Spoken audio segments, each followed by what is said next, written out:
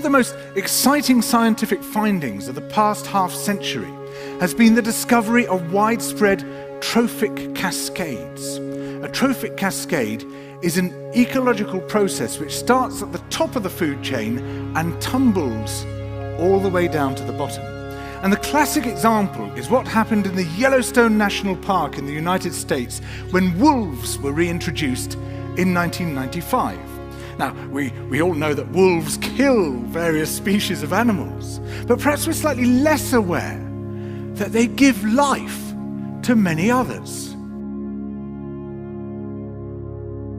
Before the wolves turned up, they'd been absent for 70 years, that the numbers of deer, because there was nothing to hunt them, had built up in the Yellowstone Park, and despite efforts by humans to control them, they'd managed to reduce much of the vegetation there to almost nothing. They'd just grazed it away. But as soon as the wolves arrived, even though they were few in number, they started to have the most remarkable effects. First, of course, they killed some of the deer, but that wasn't the major thing. Much more significantly, they radically changed the behavior of the deer.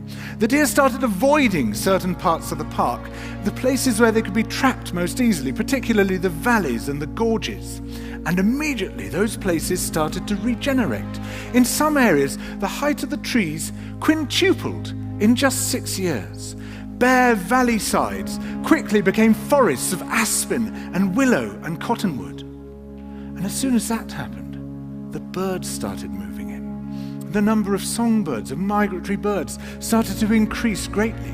The number of beavers started to increase because beavers like to eat the trees. And beavers, like wolves, are ecosystem engineers. They create niches for other species.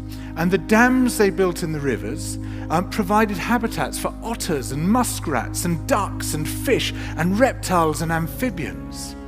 The wolves killed coyotes, and as a result of that, the number of rabbits and mice began to rise, which meant more hawks, more weasels, more foxes, more badgers. Ravens and bald eagles came down to feed on the carrion that the wolves had left. Bears fed on it too, and their population began to rise as well, partly also because there were more berries growing on the regenerating shrubs. And the bears reinforced the impact of the wolves by killing some of the calves of the deer.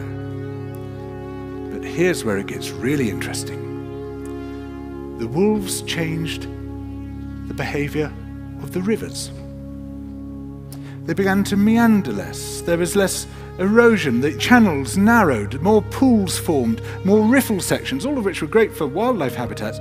The rivers changed in response to the wolves. And the reason was that the regenerating forests stabilized the banks so that they collapsed less often, so that the rivers became more fixed in their course.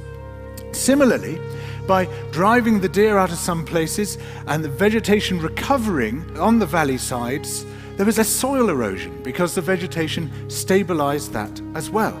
So the wolves, small in number, transformed not just the ecosystem of the Yellowstone National Park, this huge area of land, but also its physical geography.